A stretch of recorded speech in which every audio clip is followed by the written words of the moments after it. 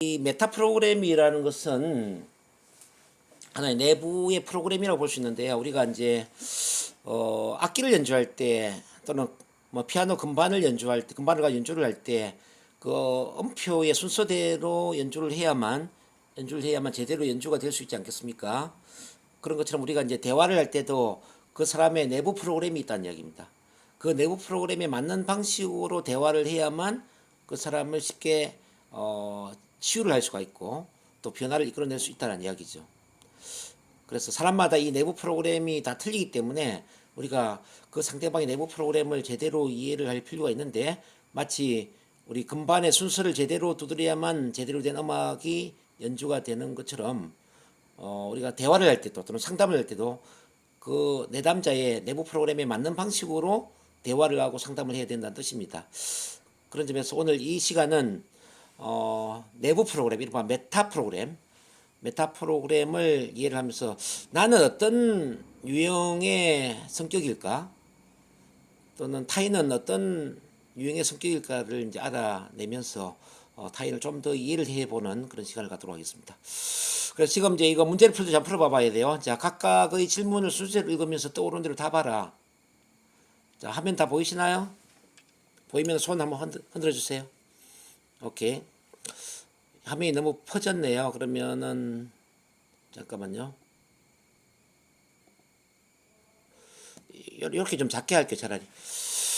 그럼 이제 전체 다 보이죠? 자, 바로 떠오르는 대답이 가장 적합한 그런 답입니다. 당신과 관련된 분야에 해당되는 아래 질문에 답을 한번 해봅니다. 자, 1. 운동하고 있는 자신을 생각해 봅니다. 자, 운동을 하고 있다고 한번 생각해 보라는 이야기죠. 자, 운동을 생각합니다. 다음 질문에 답하기 전에 당신의 각 생각을 인식합니다. 마음에 떠오르는 것과 일치하거나 가장 비슷한 것에 표시를 합니다. 관련만 있다면 여러 개의 표시해도 좋습니다. 뭐 하나만 표시해도 좋고 두 개, 세 개의 표시해도 좋다는 뜻입니다. 자, 운동을 하고 있는 나 자신을 생각할 때 A. 자신의 신체에 대한 건강하고 좋은 감정을 느끼고 있다. 자, B. 부상 또는 문제가 될 수 있는 것을 피하는 것이나 그리고 그것을 어떻게 피하고 싶은지 생각을 하고 있다. 자, C번 개인적인 성취감에 대한 느낌을 갖고 있다. D번 체중 감량에 대한 생각을 하고 있다. 2번 주위 환경, 다른 사람들 경험을 즐기기를 하고 있다. F에 일에서의 압박감을 떨치기나 골칫거리에 벗어나는 쪽에 생각하고 있다. 이렇게 이제 A, B, C, D, E, F가 있는데 자기한테 해당되는 걸 체크를 지금 하는 거예요. 빠르게 체크하세요. 너무 의식적으로 생각하지 말고 그냥 무의식적으로 느껴지는 거. 자, 나한테 해당되는 거 한번 쭉 체크를 해봅니다.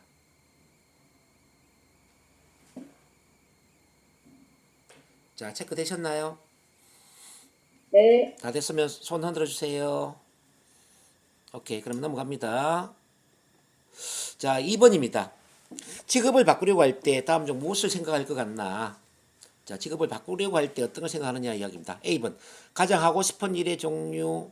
B번 당신이 좋아하지 않고 피하고 싶은 상황과 사람. C번 원하는 일을 하는 것으로부터 얻게 될 만족감. D번 최근 경험한 좌절감과 그것에서 벗어나기. 자, 2번 현재 직업에서 얻지 못하는 것. F 당신의 욕구를 충족하는 일의 종류와 새 직업이 그것을 어떻게 제공할지. 자, 여기서도 A, B, C, D, E, F 중에 나한테 해당되는 걸 체크를 합니다.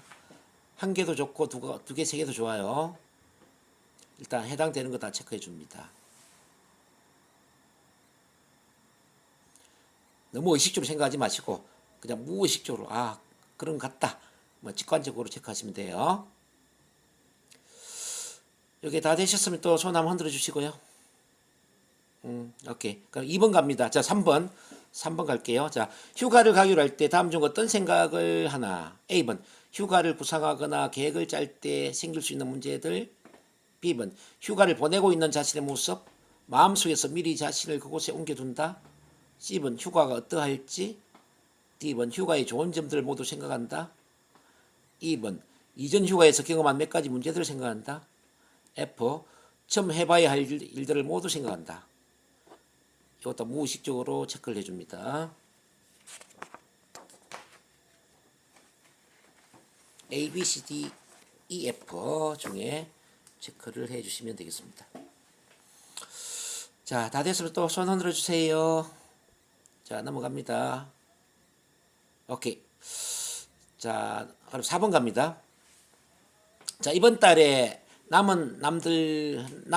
날들과 관련해서 당신은 무엇을 생각하고 있나? 자, A번.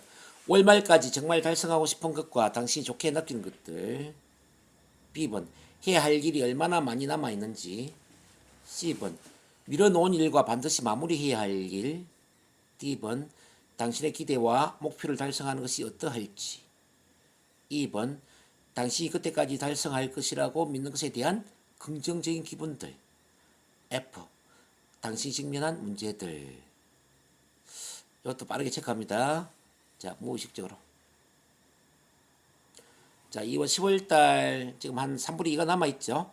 이 남아있는 10월 3분의 2 기간 중에 내가 무엇을 생각하고 있나 체크를 하는 거예요.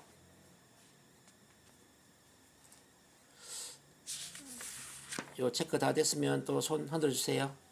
너무 골똘히 생각하지 마세요. 그냥 무의식적으로. 지금 체크한 답을 여기에 이제 답을 모아봅니다. 자, 질문 1번에 해피형은 BDF고요. 추구형은 ACE라고 나와 있죠.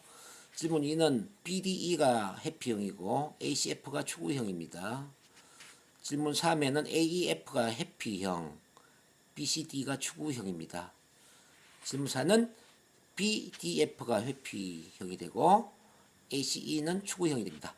그래서 저기 회피형의 개수를 다 모아주시고요. 추구형의 개수를 다 모아주시면 되겠습니다. 지금까지 1번부터 4번까지 문제는 내 성향이 회피형이냐 추구형이냐를 구분하기 위해서 네 가지 문제를 고민을 해본 겁니다.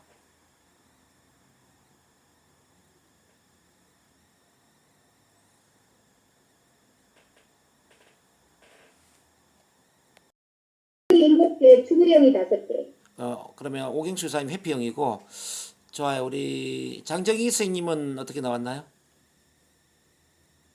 저는 추구형 스택의 마지막 거가 회피형 D가 나왔거든요. 네. 개수가 보면 추구형이 몇 개? 3개요. 회피형은요? 하나요. 아, 그럼 추구형이라고 이제 봐야 되겠고. 좋아요. 네. 자, 위지 선생님 어떻게 나왔나요?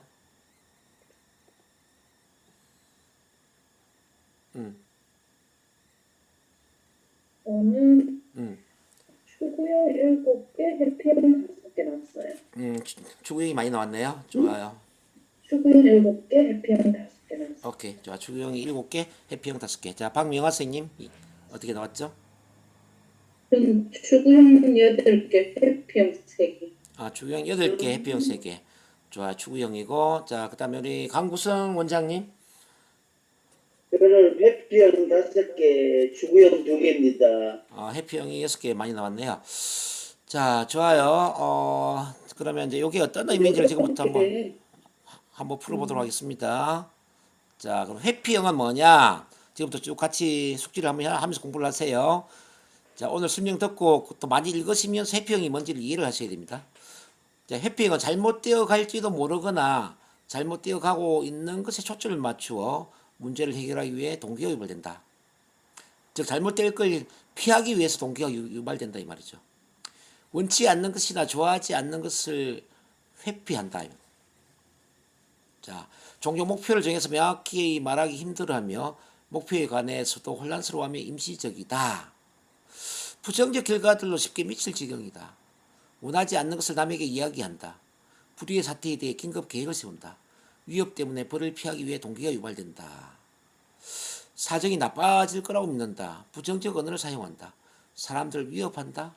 피해져야 할 상황, 배제되어야 할 것, 사라져야 할 문제에 관해 이야기한다. 잘못을 찾는 것에 탁월하며 품질 관리, 증거 해석 같은 직업에서 일을 한다. 언어적 표현으로는 이제 피하다, 차단하다, 문제 인식하기, 가지고 있지 않다, 못하게 하다, 문제를 피하면서 부정적인 것에서 피하기. 대체 방안으로 본다면 이 일을 끝내면 남은 일은 하지 않고 돌아가도 좋습니다. 목표를 달성하지 못한다면 계속 야근을 해야 됩니다. 이와 같이 이제 쉽게 말 겁을 주는 식으로, 자, 문제에 대해서 겁을 주는 식으로 이제 협박식으로 말을 할 수가 있다는 뜻입니다.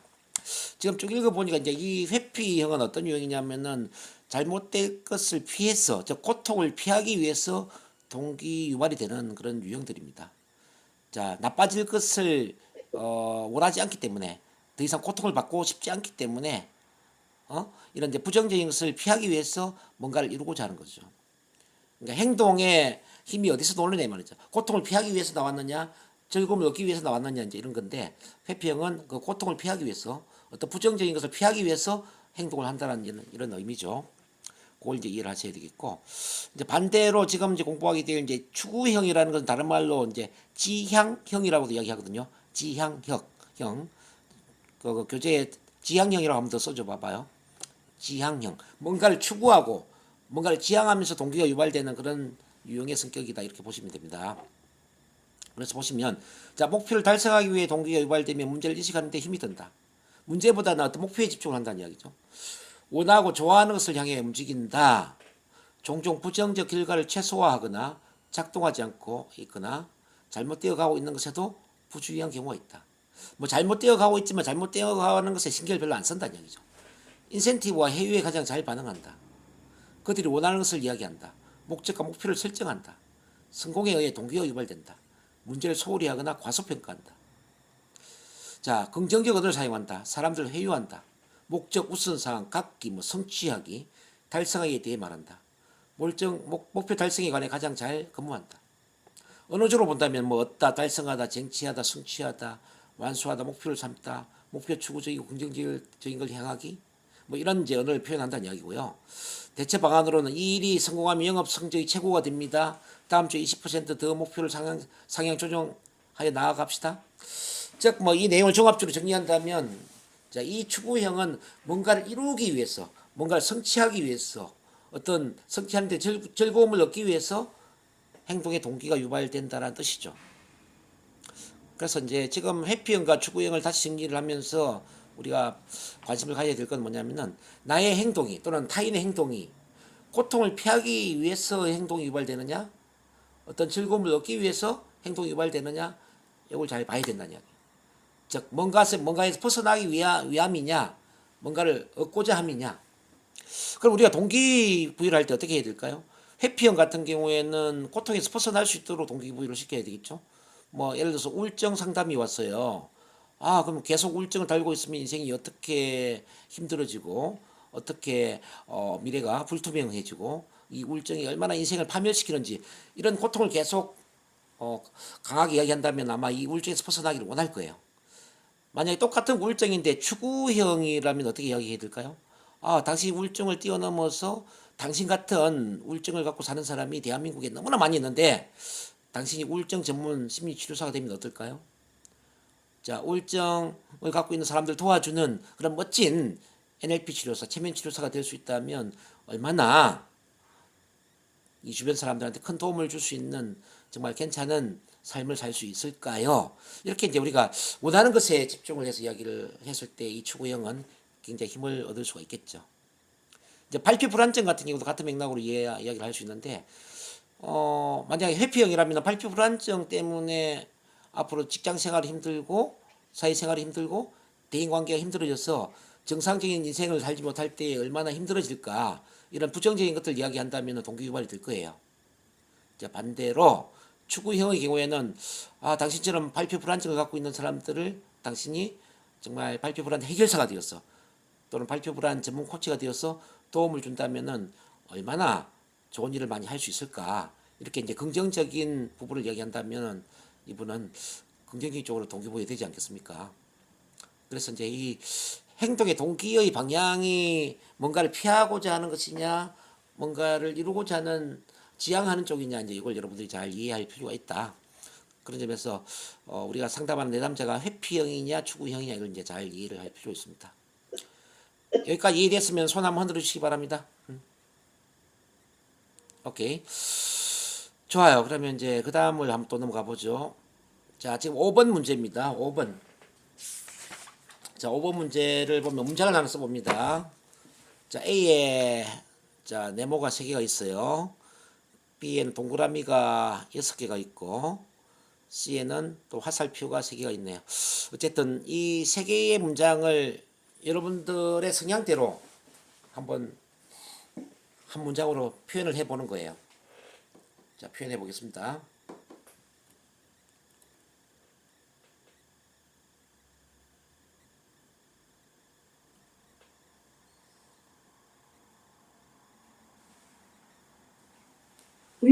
문장으로 하는 거죠. 교수님 예시를 저는 잘 모르겠는데요. 예를 들어서 뭐 A 같은 경우에 뭐 모양의 단계를요? 자, 한 문장으로 표현하는데 예를 들어 A 같은 경우는 뭐 직사각형 네모가 세 개가 있다 이렇게 표현할 수도 있고 직사각형 네네. 네모가 세 개가 있는데 두 개는 서 있고 뭐 하나는 넘어져 있다 이렇게 표현할 수도 있고 각자 여러분들이 표현하고 싶은 문장을 표현하라는 뜻입니다. 네. 이해되셨죠?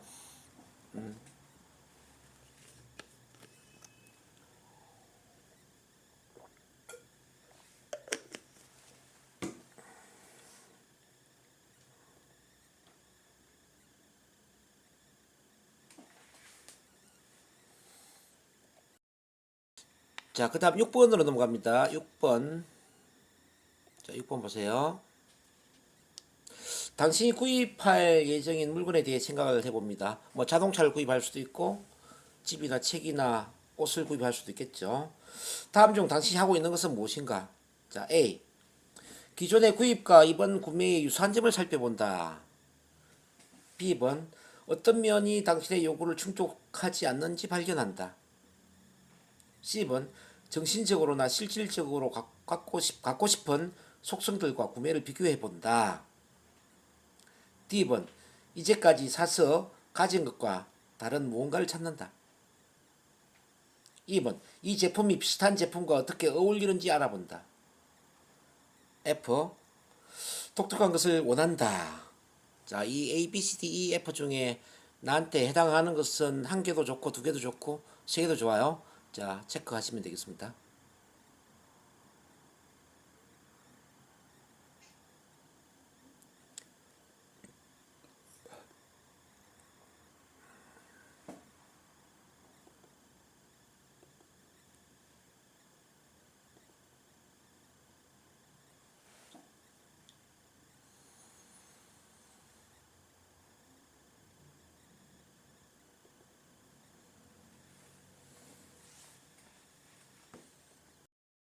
자, 이번에 7번입니다. 자, 대화를 할 때 당신에게 해당하는 것은 무엇인가? 자, A번 좋은 논쟁을 좋아한다. B번 일반적인 의제를 찾는다. C번 동의를 얻으려 한다. D번 다른 사람의 관점을 시험하면서 그들이 틀렸다는 것을 알려주려고 한다. 자, 2번 네, 하지만 이라는 표현을 쓴다. F. 보통 당신의 아이디어를 공유하는 사람들과 함께 있다. 자, 여기서도 나에 해당되는 거 체크하세요. 뭐 한 개도 좋고 두 개, 세 개도 좋아요.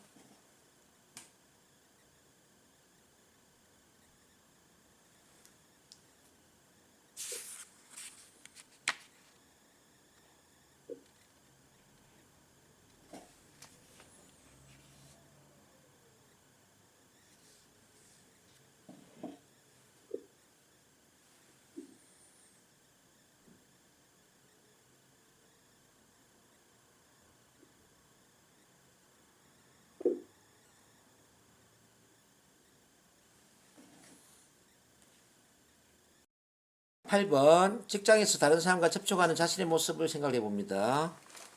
직장에서 다른 사람과 접촉하는 자신의 모습을 생각해 보는 거예요. A. 당신이 나머지 사람들과 제법 다르다고 생각하나? B. 당신이 다른 사람들과 매우 유사하다고 보는가? C번. 당신이 다음 방식에서 타인보다 두드러진다고 생각하나?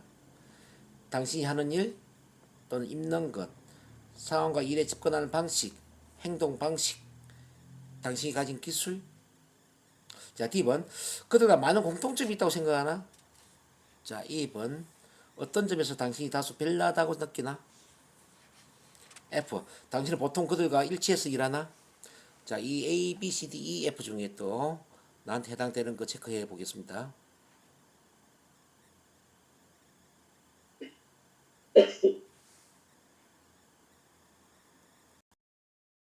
자, 그러면 또 그 다음 페이지로 넘어가서 이제 점수 합계를 한번 모아보도록 하겠습니다.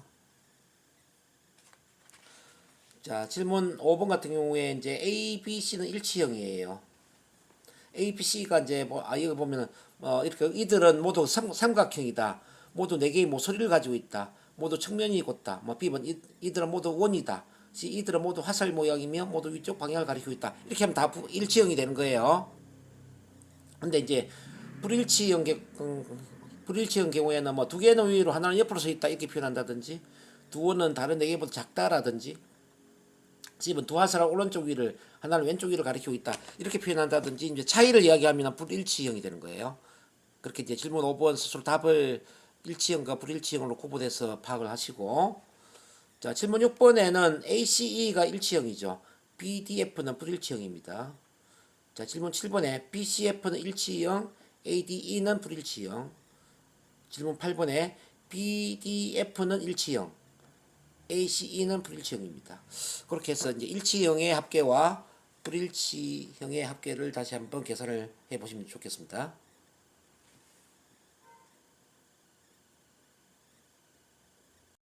일치가 좋다, 불일치 좋다 이런 건 아닙니다. 이제 일치형은 비슷한 걸 찾는 유형이고 불일치형은 차이점을 찾는 유형이에요. 그래서 이제 일치형은 좀 무난한 쪽으로 간다면은 불일치형은 좀 조심성이 있기 때문에 실수 또 실패 확률이 줄어들겠죠.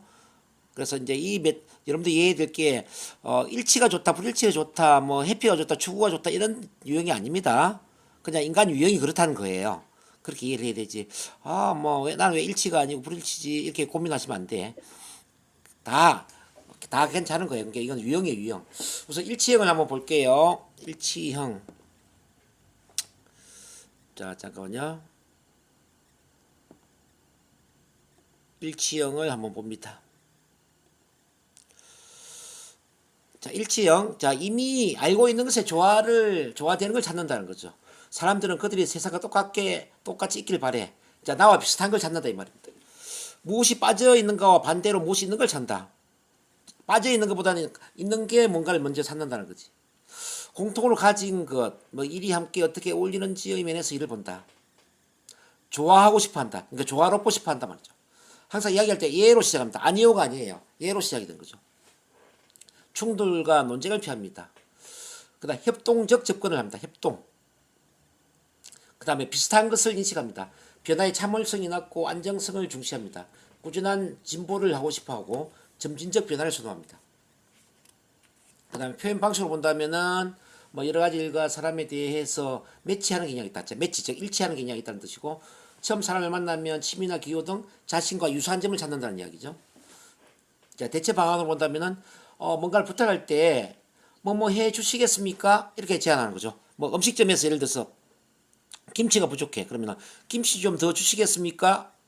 깍두기 좀 더 주시겠습니까? 이렇게 이야기를 하면 일치형이에요. 근데 이제 반대로 나중에 이야기하겠지만은 김치 좀 더 주시면 안 돼요? 깍두기 좀 더 주시면 안 돼요? 자, 뭐뭐 해주시면 안 돼요? 이렇게 얘기한다면 불일치형이라는 이야기죠. 그래서 이제 지금까지 쭉 봤지만 이 일치형은 대개는 좀 무난하고 나랑 유사한 걸 찾으면서 자, 일치되는 쪽으로 하기 때문에 이거 팀워크를 만드는 데는 무리가 없습니다. 좀 팀워크의 어떤 조화로움을 추구하는 어떤 윤활유 역할을 한다. 이렇게 이해를 하시면 되겠습니다. 자, 그 다음에 이제 불일치형을 이제 보시면요. 이제 불일치형은 그 차이점을 찾는 거죠. 그러니까 사람들은 그들의 지식과 다른 것 또는 조화되지 않는 것을 인식한다. 그들 끊임없이 맹렬하게 변화하고 싶어 한다. 그러니까 차이점, 기존과 좀 다른 이런 것들을 이제 찾는 거지. 그러니까 불일치, 일이 어떻게 함께 들어맞지 않는지, 또 조화되지 않는지를 이제 알아차리는 겁니다. 자, 예를 들어서 이제 우리가 수업을 할 때도 뭐 어떤 사람이 빠질 수도 있고 어떤 사람이 올 수도 있잖아요. 그러면 야, 오늘 누구 오셨네요. 이렇게 하면 일치형이 되지만은 오늘 누구가 빠지셨네요 하면은 불일치형이 되겠죠. 빠진 사람이 많네요 하면 불일치가 되지만 오늘 소중한 분들이 많이 오셨네요 일치형이란 말이에요. 빠진 사람을 보느냐 오신 사람을 보느냐 이걸 봐야 돼. 그러니까 빠뜨린 걸 찾는다 이 말이죠. 이 사람 아니오에서 예로 이동을 하는 거예요. 그리고 이제 이해하기 위해서 자료를 순서대로 맞춰놓지 않습니다. 갈등과 논쟁을 포용합니다. 갈등 논쟁 즉 차이점을 좋아한다 이 말이죠. 이게 표현 방식으로 본다면은 여러 가지 일과 사람에 대해서 아니오라고 말하는 사람, 처음 사람을 만나면 자신과 다른 특수성을 찾는 사람, 이게 다 불일치형에 해당됩니다. 자, 아까도 제가 말씀드렸지만 뭔가를 부탁할 때 뭐 해주시면 안 될까요? 자, 김치 좀 더 주시면 안 될까요? 깍두기 좀 더 주시면 안 될까요? 이렇게 뭐 하면 안 될까요? 라는 말을 하는 분, 이런 분은 이제 불일치형이다. 이렇게 이제 보시면 되겠습니다. 그래서 지금 일치형이 좋다, 불일치형이 좋다 이걸 이야기하는 게 아니에요. 이제 우리가 만나는 사람들 중에 일치형에 가까운 사람들도 있지만 또 불일치형에 가까운 사람들도 있어요. 근데 팀이 조화를 이루려면은 일치형도 있어야 되지만 불일치형도 있어야 됩니다. 불일치형에 해당되는 사람이 있음으로 인해서 미연의 실수를 방지할 수 있는 거죠. 그래서 이제 이 불일치형에 해당되는 사람은 주로 꼼꼼하게 실수 확률을 줄이기 때문에 뭐 금융업이라든지 또는 뭐 어떤 살림살이를 한다든지 또는 뭐 어떤 경리를 본다든지 이런 쪽 일을 하면 불일치형은 일을 잘할 수 있을 거예요. 근데 반대로 이제 일치형 같은 경우에는 좀 무난한 성격이기 때문에 그냥 영업을 한다든지 어떤 모임을 한다든지 어떤 조직 활동을 한다든지 뭐 정치 사회 운동을 한다든지 이렇게 이제 사람이 많이 모이는 쪽으로 일을 한다면은 일치형이 큰 도움이 되지 않을까라는 거죠. 여기까지 이해가 됐으면 손 한번 흔들어 주시기 바랍니다. 오케이. 자, 좋아요. 그럼 이제 그 다음에 한번 넘어가 보죠. 계속 오늘은 이제 문제 풀고 또 이렇게 설명 듣고 이렇게 하셔야 돼요. 자, 9-1번 봅니다. 9-1번. 당신의 집에 와본 적이 없는 사람에게 당신 집을 선언 문장으로 적어 설명합니다. 자, 여러분들 집 있잖아요. 집을 한 3개 문장으로 설명을 해보는 겁니다. 뭐 예를 들어서 우리 집은 3층짜리 집입니다. 우리 집은 뭐 큰 거실이 있고 방이 3개가 있습니다. 뭐 이와 같은 문장으로 3개 문장을 한번 써보라는 이야기죠.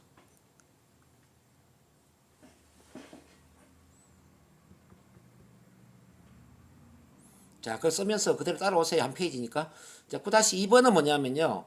당신은 어떤 일을 해야 할 때 일단 그 일에 대한 전체적인 윤곽을 어림잡고 곧바로 실행에 들어가는 타입입니까? 아니면 상황을 꼼꼼히 분석한 후에 자, 신중하게 실행에 들어가는 타입입니까? A번 나는 전체를 파악하고 곧 바로 실천에 들어간다. B번 나는 꼼꼼하게 살펴보아야 한다. A, B 중에 선택하세요. 그 선택이 다 됐으면 9-3번 한 페이지를 같이 다 볼게요. 그냥 만약 우리가 함께 프로젝트를 진행하고자 한다면 당신은 숲, 즉 큰 그림을 먼저 보고 싶은가요? 아니면 나무, 즉 세부 사항을 먼저 알고 싶은가요? 자, A 경우에는 구체적인 것 먼저, 즉 당신 정말 구체적인 걸 먼저 알 필요가 있나요? 그러면 예 체크하십니다. B 포괄적인 것 먼저, 당신은 정말로 포괄적인 것을 먼저 알 필요가 있나요? 그러면 체크를 하시면 되겠습니다. 자, 이 크고 작은 사고 덩어리 지금 이건 이제 청킹 업, 청킹 다운이냐, 즉 포괄적이냐, 뭐 구체적이냐를 따지는 겁니다. 추상적이냐, 구체적이냐. 주로 이제 추상적, 세계적으로 묘사를 하는 경우는 뭐 널찍한, 뭐 쾌활한, 어두운, 전통적인 이렇게 이제 좀 포괄적인 단어를 사용하죠. 뭐 넉넉한, 큰, 작은, 편안한, 편리한, 잘 위치한 이런 것들이 이제 포괄적인 그런 단어들입니다. 지금 위에 단어 있죠. 이 단어에서 여러분들 주로 쓰는 단어를 한번 체크해 보는 것도 좋을 것 같아요. 여기 추상적인 단어. 그다음 구체적인 단어에 보면 뭐 미터, 온도, 문 창문의 수, 주변의 색, 벽돌 빌딩, 세 개의 침실, 통합식 부엌. 자, 이런 건 이제 구체적인 단어들이죠. 자, 그냥 체크해 보세요.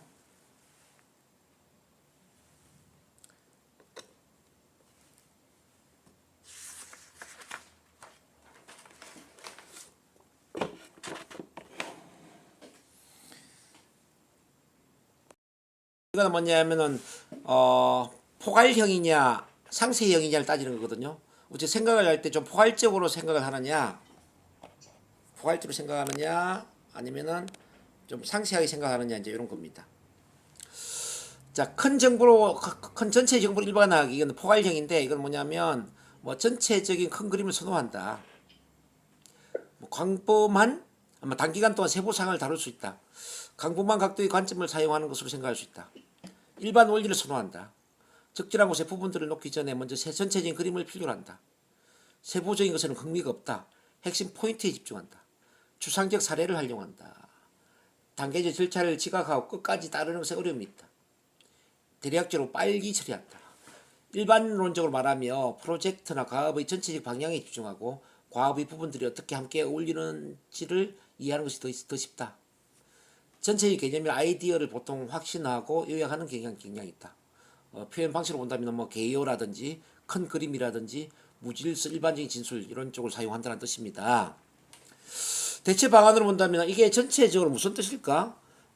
자, 직장 상사가 전체형이라면 업무의 계략을 간결하게 정리하면 뭐뭇이 됩니다. 이와 같이 표현을 한다는 거죠. 그래서 쭉 다시 정리한다면 이제 이 전체형 포괄형은 뭐냐면은 생각을 좀 포괄적으로 뭉뚱그려서 이렇게 생각한단 말이에요. 숲과 나무가 있다면 전체 숲으로 이야기한다. 숲을 이야기하고 나무를 이야기하는 이런 유형이라는 거죠. 그러니까 구체적인 것을 따지지 않고 좀 전체적으로 포괄적으로 생각한다. 그래서 이 전체적으로 생각하기 때문에 이분들은 결단이나 행동이 빠르지만 구체적인 내용을 놓치는 경향이 있기 때문에 때때로는 시행착오, 실수를 하는 경향도 있겠죠. 그래서 이제 그렇게 이해를 하시면 되겠고, 그 다음 페이지, 자, 구체형, 상세형을 한번 보겠습니다.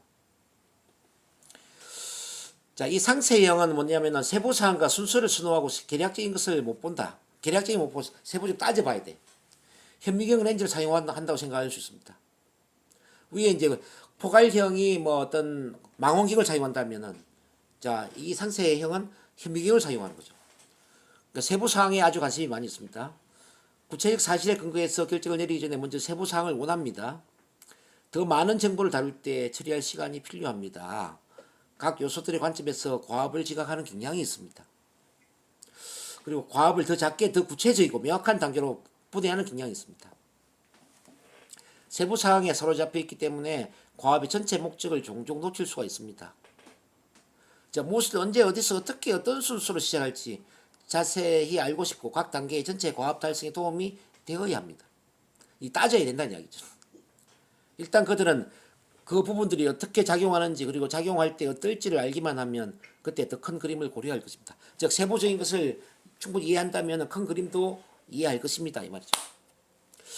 자, 표현 방식으로 본다면 뭐 세부 사항을 뭐 순서, 정확 꼼꼼하게 따지기 뭐 이런 식이지.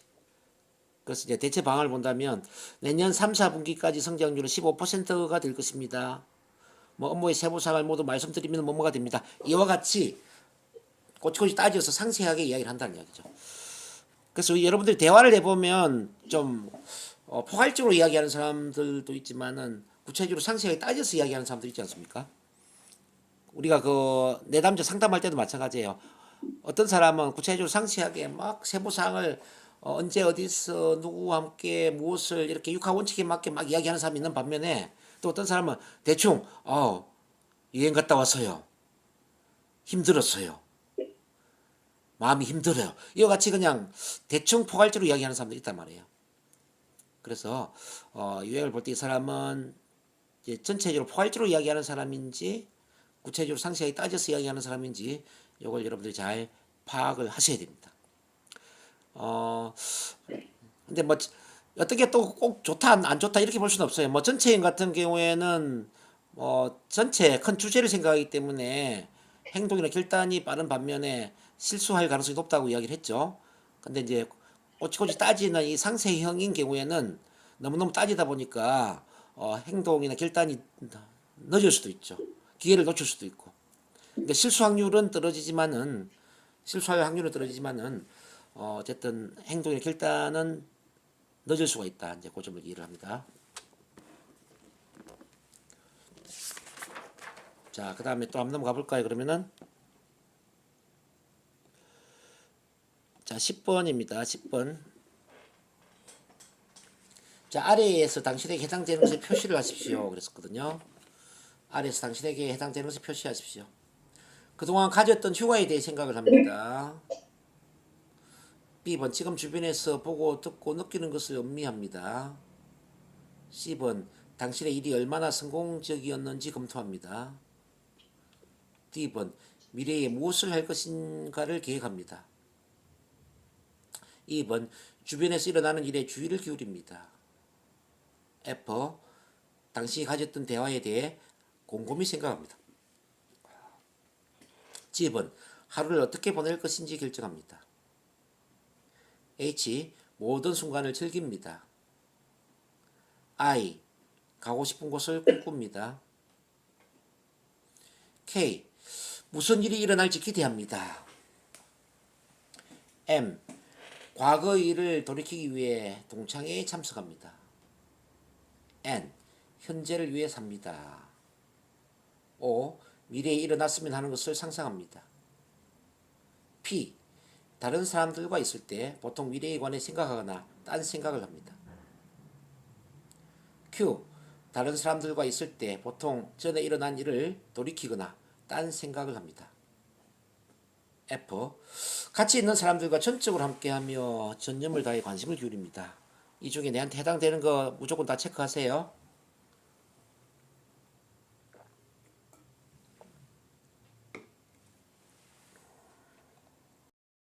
과거, 현재, 미래. 이제 A, D, F, L, M, Q는 과거에 해당됩니다.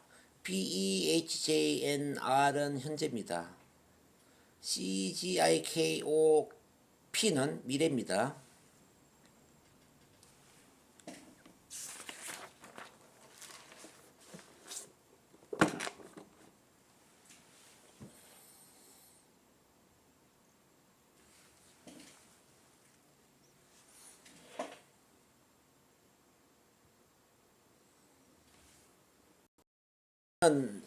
나의 관심사가 지금 과거에 있느냐, 현재에 있느냐, 미래에 있느냐를 보는 겁니다.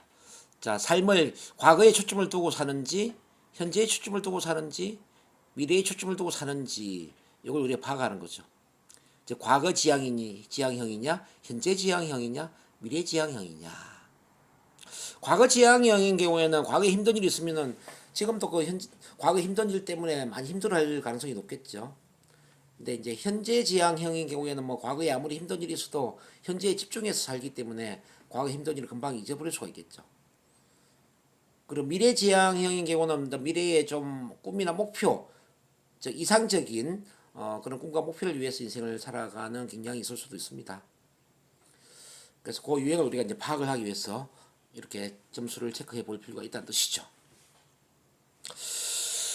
그럼 그 다음 한번 넘어가 보겠습니다. 11번 보겠습니다. 11번.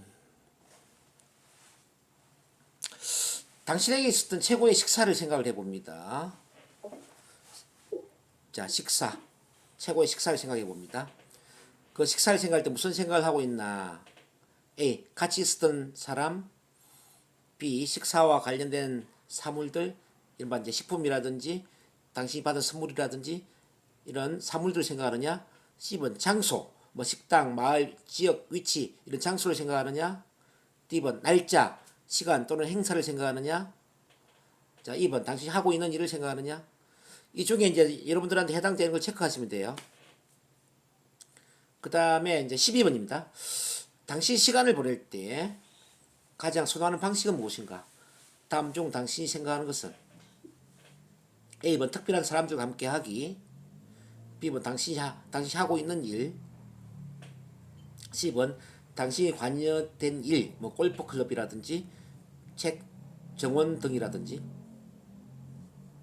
D번 당신이 있는 곳, 2번 특정한 시간, 뭐 일요일 오후, 크리스마스 이런 등 이런 중에 이제 여러분들한테 선호하는 방식이 어떤 것인가를 체크를 지금 해보는 거예요.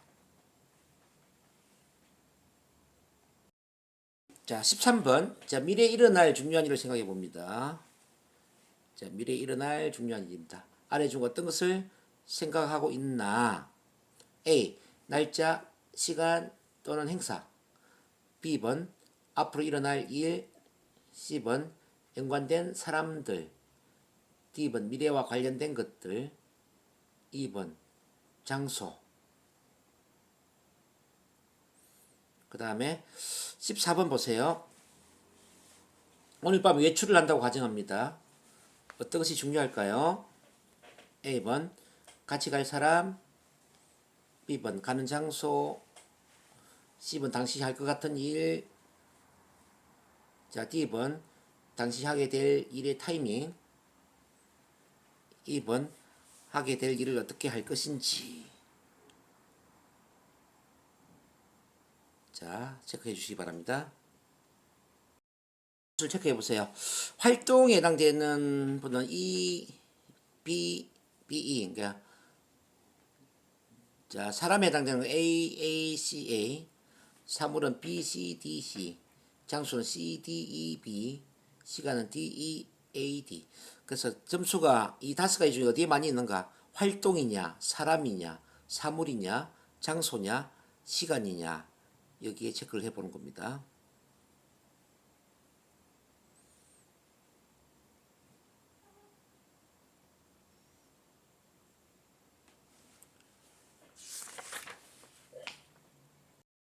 활동에 관심이 많으냐, 사람에 관심이 많으냐, 사물에 관심이 많으냐, 장소에 관심이 많으냐, 시간에 관심이 많으냐를 이제 따져보는 겁니다.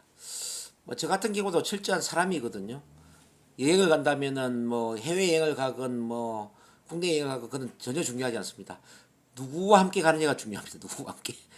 어떤 뭐 모임 장소에 가더라도 어떤 장소에 가느냐는 전혀 중요하지 않습니다. 어떤 사람과 함께 모이느냐가 중요하죠. 그래서 항상 저는 이제 철저히 이제 사람 중심인데 그 사람마다 이게 차이가 나요. 뭐 어떤 사람은 어떤 장소를 중요하게 생각하는 사람이 있고 어떤 사람은 활동, 뭐 또 시간, 이벤트, 기념일 이런 걸 중요하게 생각할 수도 있고 사람마다 차이가 납니다. 그런 걸 잘 파악을 하셔야 돼요. 그 다음 또 한번 풀어보죠. 뭐 유행이니까요. 오늘은 성격 유행을 푼다고 생각하시고 편안하게 따라오시면 됩니다. 자, 15번 보겠습니다. 자, 당신이 일을 잘하는지를 어떻게 아나? 그 판단 기준들을 표시하라. A. 누군가가 나를 칭찬한다. B. 사람들이 내게 말해준다. C. 내 스스로 좋게 느낀다. D. 스스로 정한 기준으로 충족했다고 생각한다. E. 성과를 얻는다. F. 그냥 안다 그랬어요. 이 중에 해당되는 거 체크하시고요. 16번. 당신이 스스로 즐기고 있다는 것을 어떻게 아나? A. 주변 사람들이 행복하다. B. 나 스스로 행복하다. C. 나 자신을 위한 공간과 시간이 있다. D. 다른 사람들이 기뻐한다. E. 내가 주변에 주고 있는 영향에 감사한다. F. 좋은 기분이 든다 그랬죠. 17번입니다. 당신이 올바른 결정을 내렸는지 어떻게 아나? A. 그냥 안다. B. 다른 사람들이 확인해 준다. C. 다른 사람들로부터 재확인과 동의를 얻는다. D. 본능적으로 안다. E. 그것에 대해 좋게 느낀다. F. 다른 사람들이 만족해 한다. 자, 이렇게 다 체크하세요.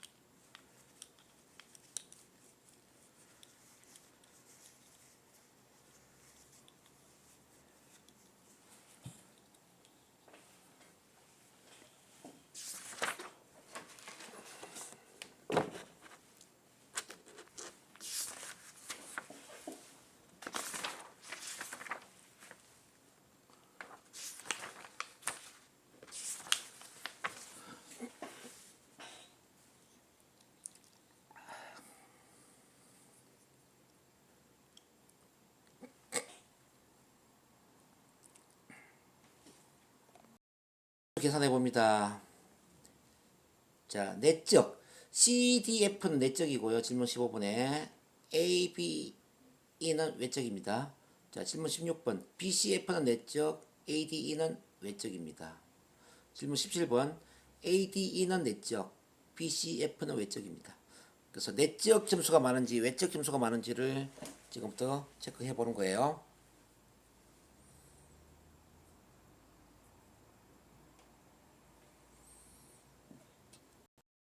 내적 참조라 통제 뭐 내적 참조라는 건 뭐냐면은 모든 기준이 나의 내적 기준에 근거를 하고 있다는 거죠.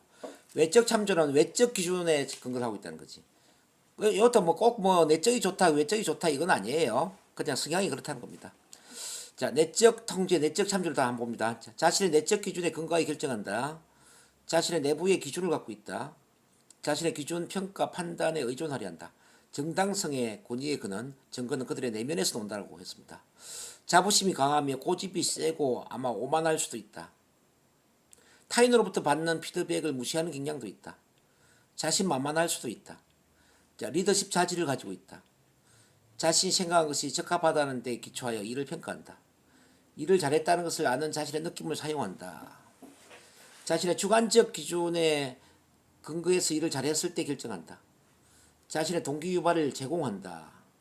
자신의 경험을 통해서 이미 알고 있는 것들에 마음이 끌리면 확신한다. 이 표현 방식은 어떠냐면요. 마음속으로 한다. 자신의 감정을 사용한다. 뭐 통제는 자신이 하며 자신의 결정을 내리는 것에 만족하고 끝낸다. 조치를 취한다. 통제한다. 책임지기를 좋아한다. 해결책을 찾고 더 빠른 속도로 움직인다. 뭐 이런 게 이제 하나의 표현 방식이고요. 대체 방안을 보면 이런 사람한테 이렇게 합니다. 당신이 결정해요. 결정은 당신에게 달렸어요. 내가 추천하고 싶은 식당으로 안내해 볼까? 이제 이런 식으로 하면 됩니다. 이와 같이 이제 그 사람의 결정에 맡기는 식으로 이야기를 하는 게 중요하다. 그래서 이제 이 내적 통제는 모든 주관이 자기 내면에서 나오기 때문에 이 사람은 좀 고집이 세고 주관이 강하다 이렇게 볼 수 있습니다. 타인의 의견을 무시하는 경향이 있고 타인의 피드백은 중요하지 않습니다. 모든 기준은 자기 내면에서 나오기 때문에 그래요. 좋게 말하면은 자기 중심이 잘 잡혀 있는 것이고 나쁘게 말하면은 타인의 의견을 무시하고 고집불통이다 이렇게 볼 수 있겠죠. 자, 그다음에 이제 반대로 이제 외적 통제를 한번 봅니다. 자, 외적 통제는 모든 기준이 외부에 있는 거죠. 그들이 얼마나 잘하고 있는가를 알기 위해서 외부의 피드백이 필요합니다. 외부적 입력에 의존합니다. 자신의 견해를 발달시키기 위해 외부 피드백과 기준을 사용합니다. 정당성을 일부적 외부의 인정에서 찾는 경향이 있습니다. 타인의 의견에 흔들립니다. 타인에게서 피드백 받을 필요가 있으며 자신의 일에 대해 어떻게 생각하는지를 타인에게 물어야 합니다. 자신감이 부족할 수가 있고요. 추종자의 기질을 가지고 있을 수가 있습니다. 타인의 평가와 판단에 의존합니다. 무엇을 해야 하는지 타인들에게 물어보고 알아냅니다. 권위의 근원 증거는 외부 자료에서 나옵니다. 타인에게서 지시를 필요로 합니다. 타인이 그들에게 이야기하는 것에 의존합니다. 다른 사람의 반응에 주로 기초해서 결론을 끌어내는 경향이 있습니다. 해야 할 일과 그것을 하는 방법에 관해 타인들에게 결정하게 합니다. 타인들의 신념에 부합합니다. 이 표현 방식을 보면 뭐 타인, 뭐 사실, 숫자에 의존, 통제는 타인이 하며 다른 사람들이 솔선하기를 기다린다. 지시를 기다리고 느린 속도로 일에 관해 생각한다. 뭐 이런 표현들이 있고요. 이런 사람들한테 어떻게 대처하느냐? 내 사장은 내가 그것을 할 줄 모른다고 해. 다른 사람들은 이게 효과가 있다는 걸 알았어. 당신이 추천한 식당으로 갈까요? 자, 부장이 무슨 말을 하는지 기다려 봅시다. 자, 이와 같이 이제 다른 사람의 의견을 구하는 표현들을 이제 많이 하게 되죠. 그래서 이제 외적 통제는 다른 사람의 의견을 주로 많이 듣고자 하기 때문에 이분들은 상당히 조금 합리적이면서도 또 다른 사람을 배려하고 이해하고 존중하고 혼자 독단적인 면은 거의 없고 타인과 더불어서 함께 팀워크를 만들면서 일을 하려고 하는 그런 성향이 있죠. 그러니까 인간관계를 본다면 이 외적 통제가 굉장히 도움이 되겠죠. 앞에 이제 내적 통제는 굉장히 고집불통의 뭐 어떤 지도자적인 뭐 독단적인 그런 유형이라면은 외적 통제는 다른 사람을 존중하고 또 다른 사람과 타협하고 또는 의논하고 협력하고 팀워크를 만들면서 일을 하는 그런 대인관계에 좋은 성향일 수도 있다. 그래서 뭐가 꼭 좋다 나쁘다 이렇게 이야기할 수는 없습니다. 그렇게 참고를 하시면 되겠습니다. 자, 그 다음 넘어갈게요. 18번입니다. 자, 18번에 당신은 현재 하고 있는 일을 왜 하게 되었습니까? 여기에 체크를 한번 해보겠습니다. A. 나는 가능성을 보고 선택했다. B. 나는 반드시 해야 했기 때문에 선택했다. C. 위에 모두 다 해당한다. D. 별 이유가 없다. 한번 체크해 보세요.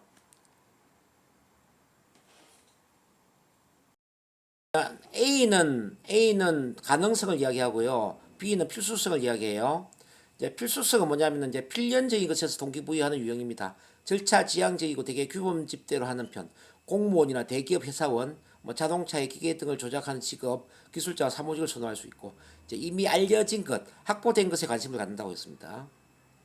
그다음 이제 가능성의 경우는 가능한 것에서 동기부여를 하는 유형입니다. 뭐 결과지향적이고 미지의 꿈을 추구하고 뭐 기업가와 창작가, 위험 부담을 안고 또 미지의 꿈을 향해 가는 일은 선호한다. 선택, 경험, 가는 길 등을 찾는다. 이미 알려져 있지 않는 것, 발전할 수 있는 것, 기회가 개발될 가능성이 있는 것을 보고 알고 싶어한다. 그래서 이제 우리가 일을 할 때 단지 해야 되기 때문에 하느냐, 어떤 가능성을 보고 도전하느냐 이건 좀 다르겠죠. 예, 그런 유형을 봐야 됩니다. 저 같은 경우는 거의 가능형이거든요. 막 도전하는 유형이거든요. 뭐 가능하면 그냥 막 도전하죠. 이제 근데 이제 가능형이 썩 좋은 건 아니더라고요. 도전하다 보면은 나중에는 현실성이 없는 것도 있고, 그래서 시행착오를 하는 경우들도 많이 있죠. 자, 필수성은 아무래도 실수가 줄어들고, 그죠? 자, 이번엔 19번을 한번 가보죠. 자, 당신이 행복하게 일을 할 수 있는 경우는 어떤 상황입니까? 물었습니다. 당신이 가장 행복하게 일을 할 수 있는 경우는 어떤 상황입니까? A. 나는 팀이 되어 일하는 걸 좋아한다. 누군가가 팀에 대한 책임을 지는 상황에 일원으로 일하는 것이 좋다. B. 나는 팀이 되어도 좋지만 내가 책임을 지고 할 수 있는 일이 있으면 좋겠다. C번. 나는 나 스스로의 책임에 따라 일하는 것이 좋다. 이것도 한번 체크해 보세요.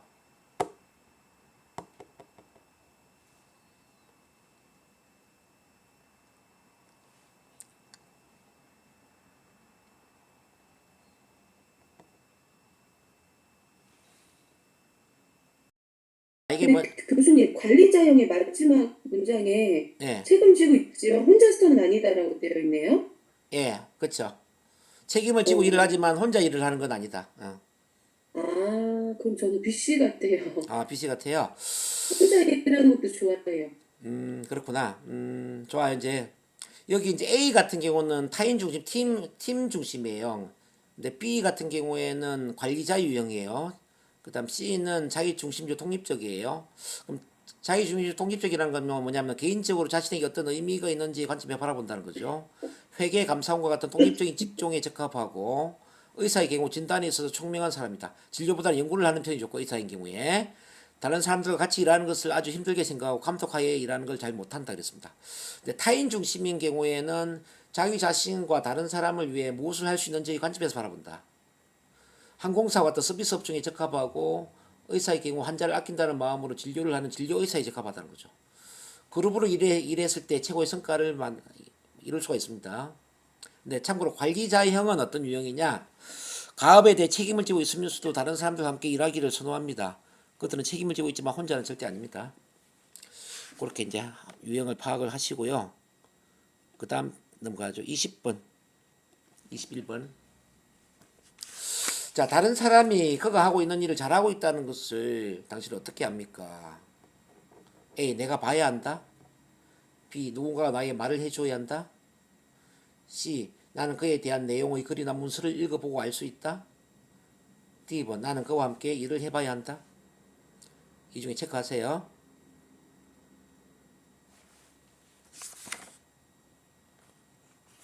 이거는 확신자 패턴을 지금 정하는 겁니다.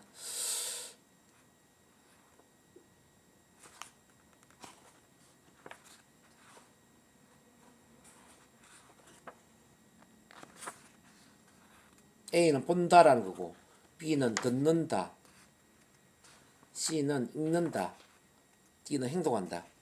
자, 이거 체크하세요. 자, 다 됐으면 21번입니다.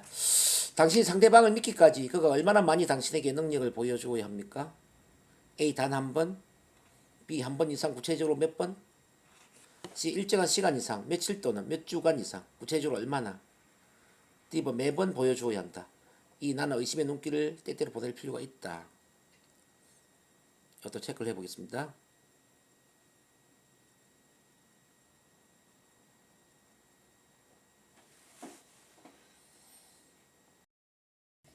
자, 확신할 때 나는 뭔가 보아야 되느냐, 보는 사람은 뭔가 보기 이전에 확신을 못 한다는 이야기죠. 그 듣는다 이거는 그 사람의 이야기를 다른 사람이 말하는 걸 들어봐야 돼. 누군가가 뭐 추천하는 이야기를. 그리고 이제 읽는다라는 거는 그 사람 능력에 대한 어떤 기록을 읽어봐야만 확신을 한다는 이야기고, 행동한다는 것은 확신하기 전에 같이 일을 한번 해봐야 된다는 거죠. 우리 저 같은 경우는 행동을 한다, 함께 일을 해봐야 된다, 이게 이제 강하거든요. 자, 여러분들은 어떻습니까? 이제 그 다음에 확신자 방식을 봅니다. 다른 사람이 확신하기 전에 어떤 것을 얼마나 자주 증명해야 하는가. 자동적으로 그들은 즉각적으로 확신한다. 이제 저 같은 경우는 즉각적으로 확신하는 편이거든요. 거의 즉각적이죠. 뭐 그들은 확신하기 전에 두 번, 세 번 혹은 그 이상 경험치가 필요하다. 자, 과도한 기간. 몇 주 혹은 몇 달이 될 수도 있다. 시종일관. 이 사람 매번 증명되어야 한다. 이걸 한번 체크를 해보는데 어느 쪽이죠? 여러분들은? 풀이 없이 그냥 바로 내용을 정리합니다. 이제 내가 선택지향적인지 절차지향적인지 그냥 쭉 보면서 파악을 하시면 되겠습니다. 선택지향이라는 것은 다양함과 규칙을 편리하게 이용하는 걸 좋아합니다. 그들은 선택 기회와 새로운 아이디어들을 발전합니다. 자유는 그들에게 중요하며 그들은 자신의 미래를 조절할 수 있음을 즐깁니다. 시작은 잘하지만 좀처럼 끝내지 못하는 경향이 있습니다.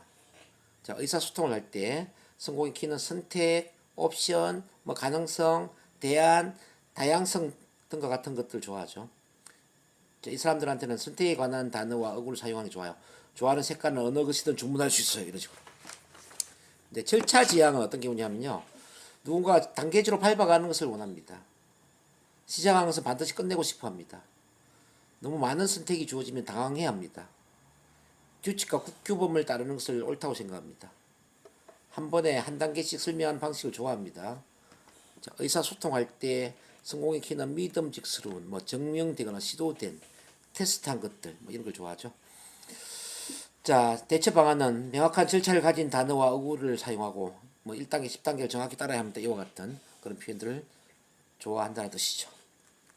뭐 크게 중요한 건 아닌데, 이제 절차 지향은 주로 이제 그 절차에 맞게 어떤 규칙적으로 질서정연하게 어떤 일을 하기를 원하는 사람이고, 선택지향성은 어떤 가능성, 어떤 기회, 어떤 선택의 폭 이런 걸 가지고 이제 일을 하는 사람이죠.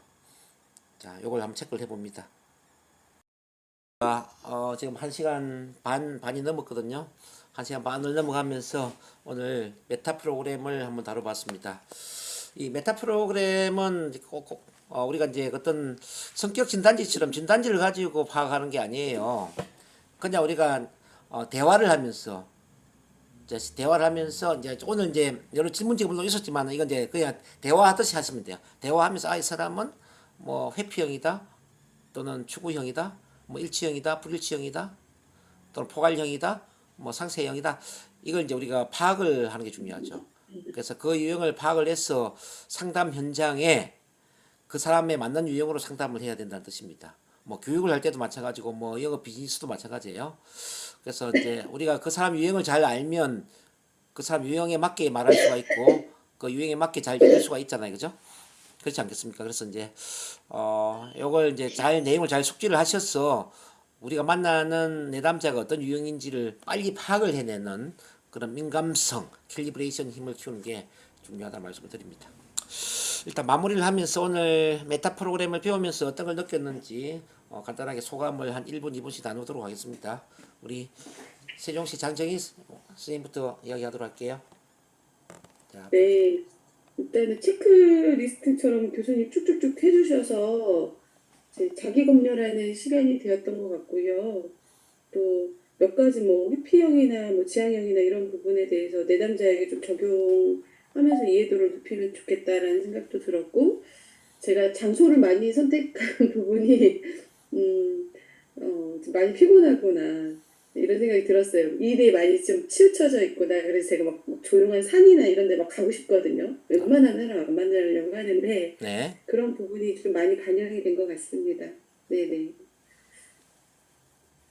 네, 감사합니다. 이번에 오경수 기사님, 자 오늘 메타 프로그램 하면서 느꼈던 이야기 할게요. 자, 시작.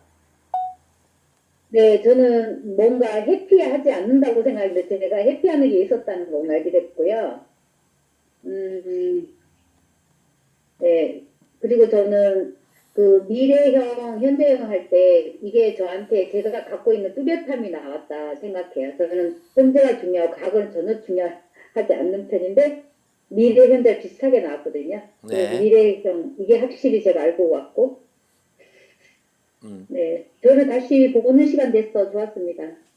네, 감사합니다. 자, 이번에는 우리 강구성 원장님, 네, 부탁드릴게요. 시작. 예.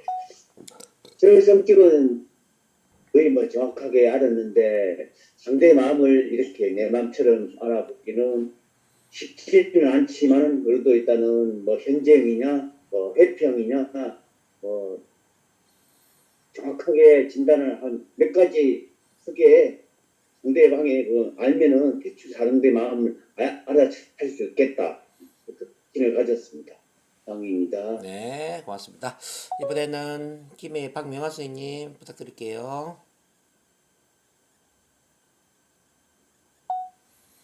뭐, 아까 앞에 선생님들하고 비슷한 의견인 것 같고요.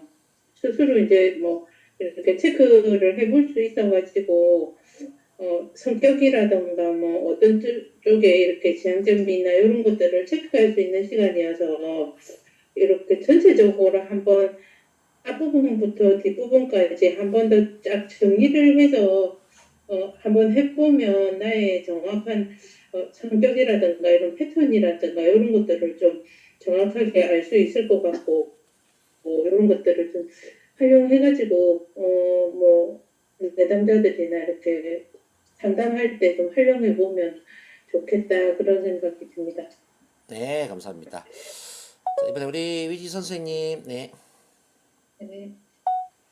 또 이제 평소에 뭐 알고 있던 부분이나 이제 겹치는 부분도 있었고 또 하면서 내가 또 이런 쪽에 이제 조금 더 치우쳐져 있구나를 몰랐는데도 잘 알게 된 부분도 저 같은 경우는 있었는데 이제 그 중에는 하나가 이제 미래형이 의외로 이제 이렇게 나온 부분에서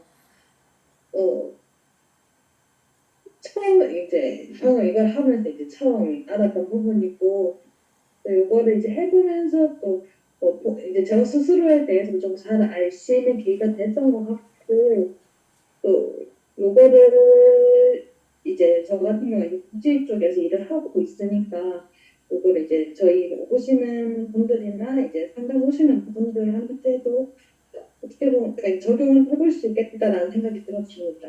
감사합니다. 네, 감사합니다. 자, 오늘 2주 만에 우리 배웠는데 이제 커뮤니케이션 패턴이 거의 다 끝나가고 있어요. 이제 다음 주에 동기부여 강사 이게 트레이닝 설계 파트가 남아 있죠. 다음 주 이거 다 끝내고 나면 이제 커뮤니케이션 파트가 이제 끝나게 될 겁니다. 그 이제 김해 팀에서 요구하는 게 있어서 이제 이게 커뮤니케이션 패턴 끝나고 나서 줌으로 4주 명리학을 한번 나가볼까 싶은데 괜찮아요? 자, 4주 명리 상담. 다음 주까지는 이거 커뮤니케이션 하고 그 다음에 4주 명리 상담을 들어간다는 이야기입니다. 자, 여러분들 의견 어때요?